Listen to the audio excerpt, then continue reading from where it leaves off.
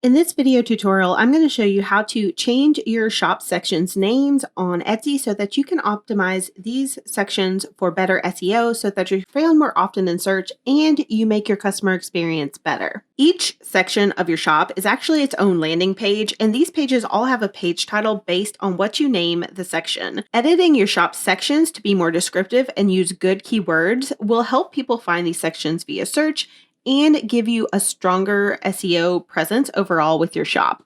The titles for the sections become the page title, and that's what shows up in search engines. Etsy does limit these section names to 24 characters and automatically includes that section name as the page title. This means you need to choose the best keyword option for each shop section. Now let's look at how you actually change the shop section name. To do this, you'll need to be logged in on Etsy and then click Shop Manager to go to your backend. Here, you'll want to go over to your listings section. So on the left-hand side, you'll click Listings.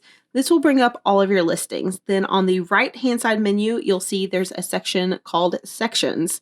Here you can see all the different sections that you've already named and created. To edit these or add more, you'll click the Manage link on the right side of Sections. This will bring up a pop-up where you can either edit the names of the sections you already have or add sections to your shop. These sections help shoppers browse your shop and see the different types of things you sell, but they're also really useful for SEO and bringing in customers via search. So here you see an example in my shop. I have budgeting basics. That's something that's very brandable and descriptive, but it's not necessarily something people search. So instead I change it to budgeting printables because people do search that term. Once you have keywords that you know people are searching, you can go back and edit your shop sections so that they match the things that people are searching. To add a new section, you'll go to the bottom, click the black Add Section button, and then that will bring up a new little pop-up where you can add a section title here.